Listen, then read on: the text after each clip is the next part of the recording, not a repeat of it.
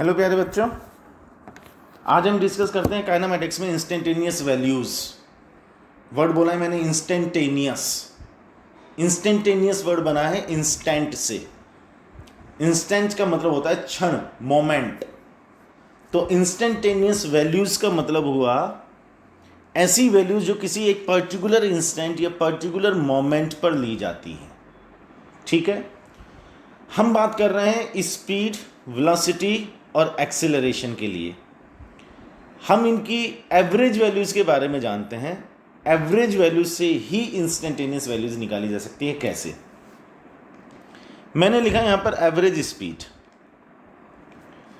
We average equals to distance delta x upon time delta t. Average speed. ऐसे ही मैंने लिखा average velocity, v average vector equals to delta r vector upon delta t. Delta r vector क्या है? Displacement. और delta x क्या है? Distance, है ना। इसमें कोई कंफ्यूजन नहीं रहना चाहिए। और average acceleration a average equals to delta v upon delta t. Delta v is change in velocity. ठीक है बेटा।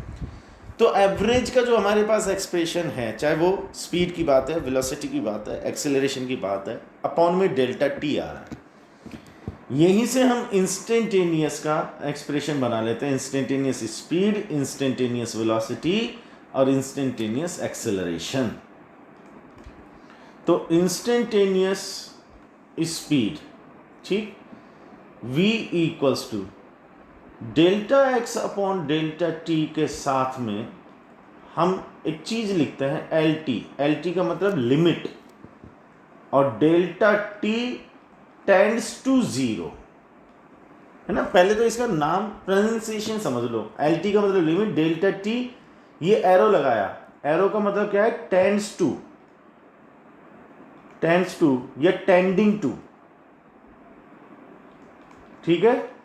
इसका एक्चुअल में मतलब क्या है? ये जो चीज हम लिख रहे हैं limit delta t tends to zero, कि जब आप इंस्टेंटेनियस वैल्यू की बात करते हैं तो आप एक इंस्टेंट के लिए बात करते हैं। एक इंस्टेंट के लिए अगर टाइम कंसीडर किया जाए तो that is nearly equals to zero. एक इंस्टेंट, एक मोमेंट, एक क्षण, एक क्षण का टाइम इंटरवल कितना होगा? बहुत ही नेग्लिजिबल होगा टाइम इंटरवल।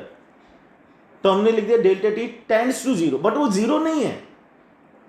वो टाइम इंटरवल, उस मोमेंट में जो टाइम कंज्यूम हो रहा है वो जीरो नहीं है। तो हम उसको delta t equals to zero तो नहीं बोलेंगे। हाँ, हम ये जरूर कह देंगे कि साहब इंस्टेंटेनियस वैल्यू अगर चाहिए तो delta t tends to zero, मतलब उसकी टेंडेंसी है, उसकी प्रवृत्ति है कि वो जीरो की तरफ बढ़ रहा है। जीरो की तरफ बढ़ रहा है मतलब कम से कम कम से कम कम से कम होता जा रहा है।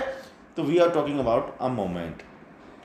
अब सिंपली अगर हम कहें तो limit delta t tends to zero का मतलब हम एक इंस्टेंटेनियस वैल्यू के लिए बात कर रहे हैं। तो मैथमेटिकली जब इसको सॉल्व किया जाता है बेटा, तो ये बन जाता है dx अपॉन dt। अब dx अपॉन dt हम जानते हैं this is differentiation of x with respect to t। तो कहने का मतलब ये हुआ कि कभी भी हमको इंस्टेंटेनियस स्पीड अगर चाहिए तो हमको x का t के रेस्पेक्ट में डिफरेंशिएशन करना है। थोड़ा सा प्रैक्टिकल मीनिंग और समझ लो कि इंस्टेंटेनियस स्पीड का मतलब प्रैक्टिकली क्या हुआ। हमने कहा कि हमारा पार्टिकल a से b तक मूव कर रहा है, a टू b हमारा पार्टिकल मूव कर रहा है। ठीक है। अब हम इसमें दो तरह की स्पीड कैलकुलेट कर सकते हैं। एक तो हम कहेंगे ए से बी तक के लिए एवरेज स्पीड बताओ। ए से बी तक के लिए मतलब हमारे पास में एक फिक्स टाइम इंटरवल है, 1 सेकंड, 2 सेकंड, 4 सेकंड, 7 सेकंड। हमने कहा यहाँ से यहाँ तक, ए से बी तक या ए से सी तक या सी से बी तक, इस टाइम इंटरवल के लिए एवरेज स्पीड बताओ कितनी है।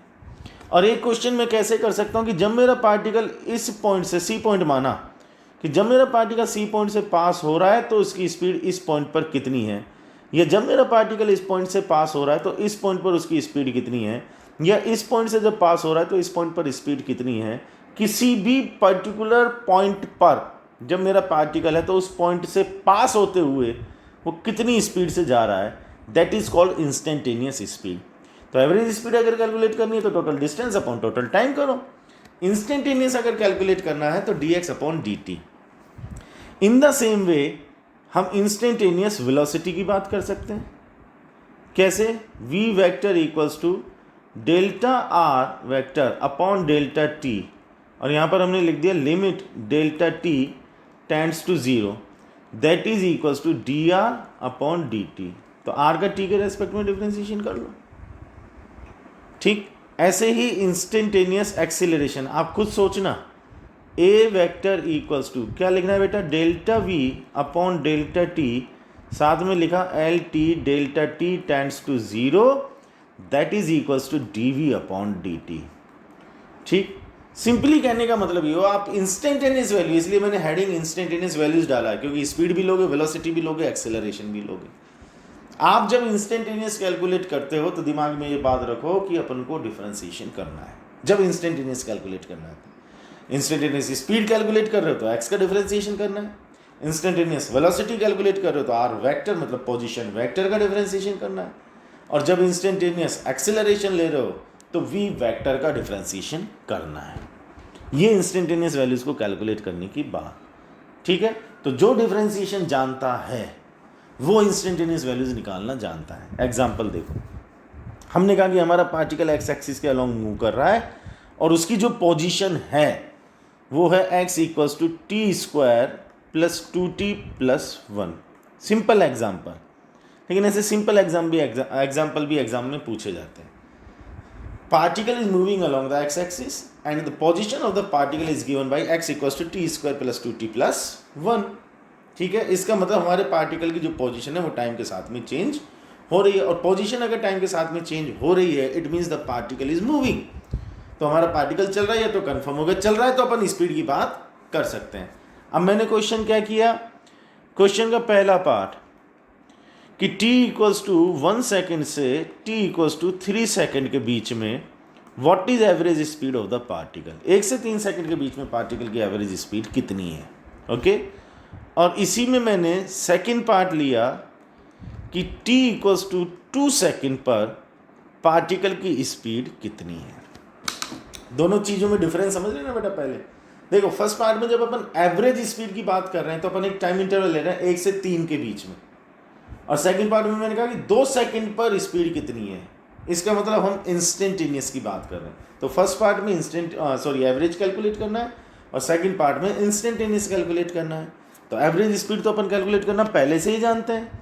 एवरेज स्पीड कैलकुलेट करने के लिए क्या करें कि पार्टिकल की t इक्वल्स टू 1 सेकेंड पर पोजीशन पता लगा लो x1, और फिर t इक्वल्स टू 3 सेकेंड पर पार्टिकल की पोजीशन पता लगा लो x2।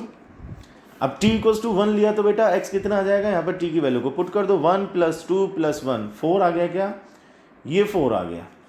और t इक्वल्स टू 3 पर अब बात करेंगे तो आप कैलकुलेट करके देखो, 3 का स्क्वायर 9 आ गया, ये 6 आ गया, 9 में 6 15 आ गया, और ये 16 आ गया। क्या मैं ये बात सही कह रहा हूँ? तो 1 सेकेंड पर पार्टिकल की पोजीशन 4 है, 3 सेकेंड पर पार्टिकल की पोजीशन 16 है। तो एवरेज स्पीड कितनी, x2 - x1 करना है भाई।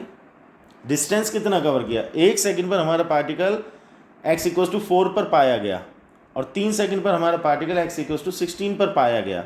तो 1 से 3 सेकेंड के बीच में कितना डिस्टेंस कवर हुआ, 16 - 4 करेंगे तो 12 आ गया, और अपॉन में टाइम ले लेंगे 3 - 1 2 सेकेंड आ गया। तो ये कितना आ गया सर, 6। तो v एवरेज इक्वल्स टू 6 आ गया। बोलो, एवरेज स्पीड वाली बात तो क्लियर। इंस्टेंटेनियस स्पीड भी इजीली कैलकुलेट हो जाएगी। हम कहेंगे v इक्वल्स टू, जब इससे अपन ने ऊपर बात की कि सर dx/dt करना है, तो पहले x का t के रेस्पेक्ट में डिफ्रेंशिएशन कर दो। अब x का t के रेस्पेक्ट में डिफ्रेंशिएशन करेंगे तो क्या आएगा, t स्क्वायर का आ गया 2t, और 2t का डिफ्रेंशिएशन करेंगे तो 2t का आ जाएगा 1, और 1 अकेला कांस्टेंट उसका आ जाएगा 0। ठीक है, जिन बच्चों को डिफ्रेंशिएशन में प्रॉब्लम हो उनके लिए डिफ्रेंशिएशन का वीडियो अपलोड किया जा चुका है। वो डिफ्रेंशिएशन के वीडियो को देखें, अच्छी तरह से डिफ्रेंशिएशन समझें, उसके बाद में इसको देखें। तो v इक्वल्स टू कितना आ गया, 2t + 2। अब हमने कहा t इक्वल्स टू 2 पर चाहिए स्पीड, तो सीधे सीधे यहाँ पर t की वैल्यू 2 डाल देते हैं। तो v इक्वल्स टू 2 × 2 + 2 कितना आ गया, 6। ये इत्तेफाक है, कॉइंसिडेंस है कि एवरेज स्पीड और इंस्टेंटेनियस स्पीड सेम आ रही है। आप ये मत मान करके चलना कि एवरेज स्पीड और इंस्टेंटेनियस हमेशा सेम आएगी। 6 और 6 आंसर आ रहा है, ये एक कॉइंसिडेंस है। ठीक है, तरीका समझ में आया। कभी कभी क्या करते हैं, कभी कभी ये करते हैं कि जैसे x इक्वल्स टू दे दिया हमको 4t² प्लस 5t प्लस में 2 दे दिया, ठीक है। अब हमसे कह दिया कि t इक्वल्स टू 1 सेकेंड पर एक्सेलरेशन बताओ कितना है, तो बिल्कुल घबराने की ज़रूरत नहीं है। t इक्वल्स टू 1 पर एक्सेलरेशन चाहिए तो पहली बात तो इंस्टेंटेनियस एक्सेलरेशन चाहिए। इंस्टेंटेनियस एक्सेलरेशन चाहिए तो अपन को dv/dt करना है। dv/dt करना है तो अपने पास में v होना चाहिए t की फॉर्म में। अब vt की फॉर्म में कैसे आएगा, x से आएगा। तो यहाँ अपन को 2 स्टेप में काम करना पड़ेगा। पहले एक डिफ्रेंशिएशन करके बेटा v बनाते हैं, x का t के रेस्पेक्ट में डिफ्रेंशिएशन किया तो ये बन गया 8t प्लस में 5। फिर इसका एक डिफ्रेंशिएशन और करेंगे तो हम लिखेंगे a इक्वल्स टू dv/dt। इसका डिफ्रेंशिएशन करेंगे तो कितना आ जाएगा 8। तो ये हमारे पास में a आ गया। अब a की वैल्यू कांस्टेंट आ रही है, मतलब t पर डिपेंड ही नहीं है। तो 1 सेकंड पर एक्सेलरेशन कितना है 8। अच्छा 0 पर पूछा जाता तो भी 8, 2 सेकंड पर भी 8, 5 सेकंड पर भी 8, किसी भी इंस्टेंट पर a की वैल्यू 8, ठीक है। एक और अपन एग्जांपल ले लेते हैं, चीज़ें और अच्छे तरीके से क्लियर हो जाएंगी। मान लो हमने कहा कि x इक्वल्स टू ये है 3t³ प्लस में 5t² प्लस में 4t प्लस में 1। अब हमसे कहा कि t इक्वल्स टू 2 सेकेंड पर एक्सेलरेशन बताओ कितना आएगा। तो एक्सेलरेशन चाहिए मतलब dv/dt करना होगा, तो पहले v चाहिए। v चाहिए तो हम क्या करें, v equals to dx/dt, x का t के रेस्पेक्ट में डिफ्रेंशिएशन कर लें तो ये कितना आ जाएगा 9t² प्लस में आ जाएगा 10t प्लस में आ जाएगा 4। और फिर हमको a चाहिए तो हम क्या करेंगे, a इक्वल्स टू dv/dt। अब डिफ्रेंशिएशन करेंगे v का तो कितना आ जाएगा 18t प्लस में 10। अब इसमें t की वैल्यू पुट कर दो, t इक्वल्स टू 2 पुट कर देंगे तो a इक्वल्स टू 18 ब्रैकेट में आ गया 2 प्लस में आ गया 10 तो ये आ गया 46। ये हमारा आंसर, ठीक है। x गिवन है, v चाहिए तो डिफ्रेंशिएशन कर लो। x गिवन है, a चाहिए तो डिफ्रेंशिएशन करके v निकालो, फिर डिफ्रेंशिएशन करके a निकालो। खेल डिफ्रेंशिएशन का इंस्टेंटेनियस वैल्यू अगर आप कैलकुलेट करना चाहते हो तो। बोलो ये बात क्लियर हुई 100% तरीके से। अब ये जो डिफ्रेंशिएशन वाली चीज़ है इसका कहीं ना कहीं एप्लीकेशन ग्राफ बेस्ड क्वेश्चंस में भी होता है। ग्राफ बेस्ड क्वेश्चंस को कैसे सॉल्व करते हैं बेटा, उस चीज़ को समझना एक बार ध्यान से। हम हेडिंग ऐसे लिख सकते हैं कि ग्राफ बेस्ड क्वेश्चंस, ठीक है। इसमें अभी मैं केवल डिफ्रेंशिएशन से रिलेटेड बात करूंगा।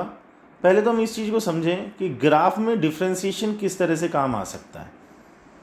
जनरल बात कर रहे हैं अभी हम कि सपोज x और y का कोई एक ग्राफ हमको दिया हुआ, कैसा भी, जनरल बात समझो पहले।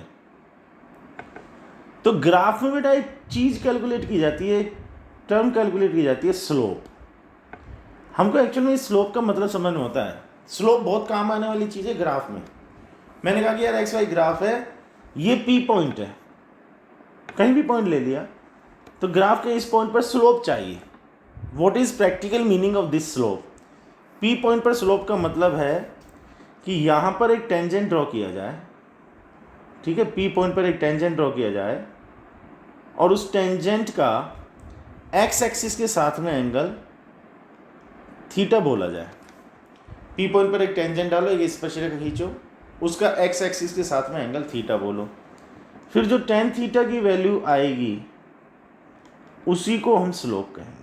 जो टेन थीटा आएगा वही स्लोप होगा।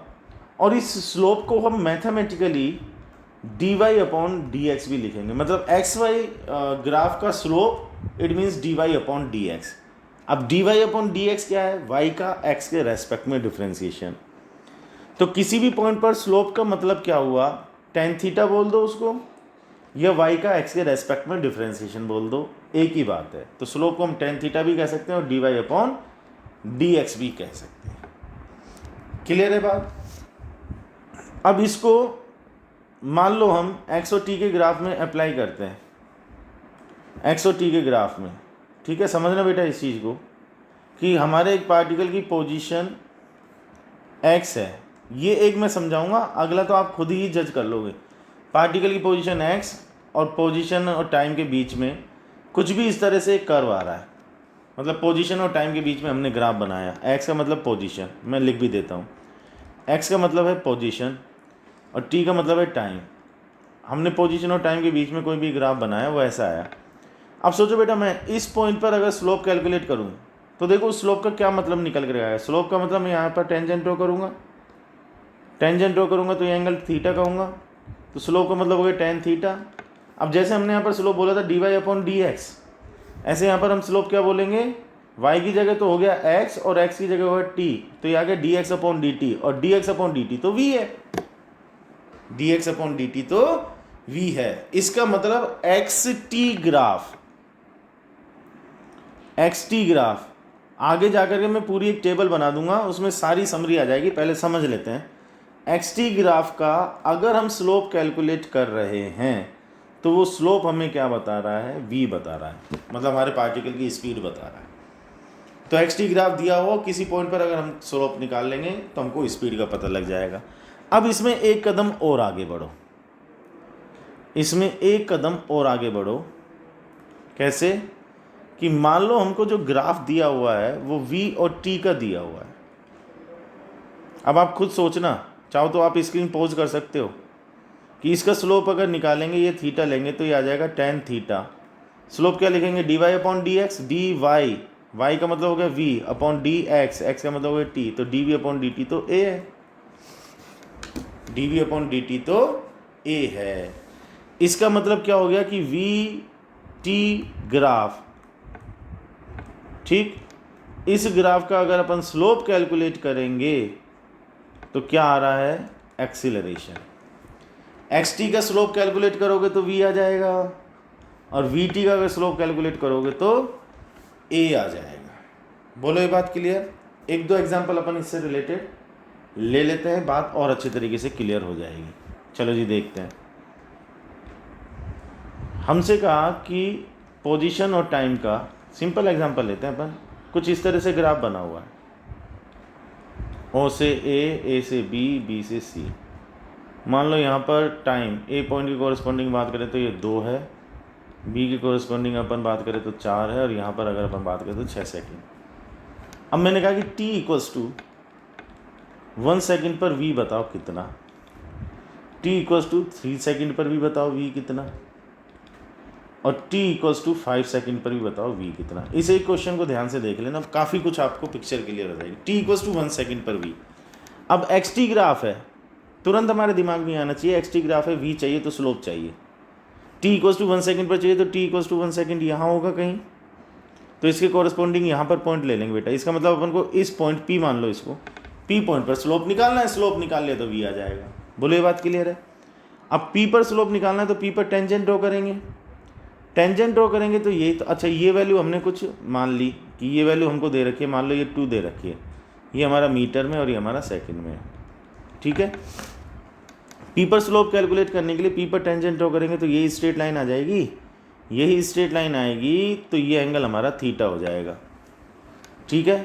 तो स्लोप के लिए टेन थीटा कितना आएगा, टेन थीटा इस ट्राइंगल से अगर हम कैलकुलेट करें तो परपेंडिकुलर कितना हो गया, परपेंडिकुलर तो 2 हो गया और अपॉन में बेस कितना हो गया, वो भी 2 हो गया, तो टेन थीटा की वैल्यू 1 आ गई। इसका मतलब v की वैल्यू 1 मीटर पर सेकेंड, 1 सेकेंड पर। क्लियर। 3 सेकेंड पर हम बात करें तो t = 3 के कॉरस्पॉन्डिंग पॉइंट यहाँ आएगा, क्योंकि t = 3 यहाँ होगा और इसके कॉरस्पॉन्डिंग पॉइंट यहाँ आएगा। अब इस पॉइंट पर अगर मैं टेंजेंट ड्रॉ करूँगा, सोचो यहाँ अगर मैं टेंजेंट ड्रॉ करूँगा तो इस टेंजेंट का इस एक्सिस से, टाइम वाले एक्सिस से, इसी से तो लेना है, इसके साथ में एंगल कितना आएगा, ये तो इसके पैरेलल आ रही है तो थीटा की वैल्यू 0 आएगी सर। और थीटा 0 आने का मतलब है कि टेन थीटा की वैल्यू 0 आएगी, और टेन थीटा के 0 आने का मतलब क्या है कि v की वैल्यू 0 आएगी। अभी इसको लॉजिकली भी समझो, हमने t = 3 पर v को 0 बोला, मतलब 3 सेकंड पर हमारा पार्टिकल चल ही नहीं रहा, रेस्ट में है। ग्राफ से एक बार चीज़ को कंफर्म करो, 2 से 4 सेकंड के बीच में क्या हमारे पार्टिकल की पोजीशन चेंज हो रही है। 2 सेकंड पर चेक करें तो पोजीशन है 2 मीटर, 3 सेकंड पर भी पार्टिकल की पोजीशन 2 मीटर, 4 सेकंड पर भी चेक करें तो पोजीशन 2 मीटर। बोलो हाँ या ना। तो पोजीशन तो चेंज ही नहीं हो रही, चेंज नहीं हो रही इसका मतलब पार्टिकल रेस्ट में, तो लॉजिकली भी बात सही है। अब t इक्वल्स टू 5 पर जो चाहिए उसका थोड़ा सा ध्यान रखना पड़ेगा कि 5 का पॉइंट यहाँ पर कहीं आएगा। यहाँ अगर हम स्लोप की बात करेंगे ना बेटा, तो ये टेंजेंट ड्रॉ करेंगे। अब ध्यान रखने वाला पॉइंट क्या है कि टेंजेंट का हम ये वाला एंगल नहीं लेंगे, ये वाला एंगल लेंगे, प्लस साइड से, इधर की साइड से एंगल लेना है, दैट इज थीटा। ये ध्यान रखना, बाहर से मतलब ये जो हमारा एक्सिस है, टाइम एक्सिस, इससे हमको एंटी क्लॉकवाइज घूम करके थीटा मेज़र करना है, तो थीटा बाहर वाला आएगा। क्लियर? तो हमारा ये एंगल कितना आ जाएगा, अंदर वाला 180 माइनस थीटा। अब ये वाला जो ट्राइंगल है हमारा, इस ट्राइंगल को अगर देखें तो हम क्या लिखेंगे, tan 180 minus theta equals to perpendicular कितना है 2 है, बेस कितना है 2, तो ये आ गया 1। tan 180 माइनस थीटा आएगा minus tan theta, so minus tan theta equals to 1, तो tan थीटा इक्वल्स टू -1, और tan थीटा ही हमारा v है, तो v की वैल्यू कितनी हो गई, -1 मीटर पर सेकेंड। अब v की वैल्यू -1 यहाँ पर आ रही है -1, तो -1 का मतलब क्या है कि t इक्वल्स टू 1 सेकेंड पर हमारा पार्टिकल पॉजिटिव साइड में जा रहा था, t इक्वल्स टू 5 पर हमारा पार्टिकल नेगेटिव साइड में जा रहा है। -1 का मतलब ये हुआ, चल वो 1 मीटर पर सेकेंड से ही रहा है, पहले वो पॉजिटिव साइड में चल रहा था, फिर नेगेटिव साइड में। तो अब हम इसकी पूरी हिस्ट्री अगर समझें तो 0 से 6 सेकंड के बीच में कहानी क्या हो रही है कि 0 से 2 सेकंड तक अगर हम देखें तो हमारा पार्टिकल प्लस x की तरफ चल रहा है, फिर 2 से 4 सेकंड के बीच में हमारा पार्टिकल रेस्ट में रहा, और फिर 4 से 6 सेकंड के बीच में हमारा पार्टिकल अपोजिट डायरेक्शन में चल करके जहाँ से स्टार्ट हुआ था फाइनली उसी पोजीशन पर आ गया। तो हमारे पार्टिकल का मोशन कैसे हो रहा है कि ये x इक्वल्स टू 0 है, तो हमारा पार्टिकल ऐसे चला, ये पॉजिटिव साइड में चला, कब पहुंच गया 2 सेकंड पर, फिर 2 से 4 सेकंड तक उसने आराम किया, आराम करने के बाद में वो इधर की तरफ चला, तो t इक्वल्स टू 0 पर यहाँ था, अब वापस यहाँ पर t इक्वल्स टू 6 सेकंड पर आ गया। ऐसे हमारा पार्टिकल मोशन कर रहा है। तो इस तरह से अपन एक्स टी ग्राफ का अगर स्लोप कैलकुलेट कर लेंगे तो v आ जाएगा। बिल्कुल ऐसे ही क्वेश्चन अपन वी टी के लिए बना सकते हैं कि वी टी का ग्राफ दिया हुआ है, उसका स्लोप निकाल लोगे तो ए का पता लग जाएगा। ठीक है, तो ये स्लोप वाली बात, इंस्टेंटेनियस वैल्यू वाली बात, डिफ्रेंशिएशन वाली बात, भाई डिफ्रेंशिएशन तो चाहिए ही चाहिए, तो डिफ्रेंशिएशन का वीडियो आप रेफ़र कर लेना अगर आपको डिफ्रेंशिएशन में कोई प्रॉब्लम हो तो। बाकी स्लोप कैलकुलेट करेंगे तो ये चीज़ें कैलकुलेट हो जाएगी। ठीक, ध्यान से इसको देखना बेटा, अच्छी तरीके से इसको समझना, कोई प्रॉब्लम है तो कमेंट बॉक्स में डालना। ठीक, और इससे आगे की जो कहानी है, ग्राफ से रिलेटेड बात कंप्लीट नहीं हुई है, ग्राफ के एरिया से भी कोई चीज़ कैलकुलेट होती है, वो नेक्स्ट वीडियो में अपन डिस्कस करेंगे कि एरिया से कौन सी चीज़ कैलकुलेट होती है और क्यों वो चीज़ कैलकुलेट होती है। ठीक है, वो अपन नेक्स्ट वीडियो में डिस्कस करेंगे। इसको ध्यान से देखिए, अच्छी तरह से समझिए। नेक्स्ट वीडियो में जल्दी ही आपसे मुलाकात करते हैं। Till then, thank you very much, see you, bye.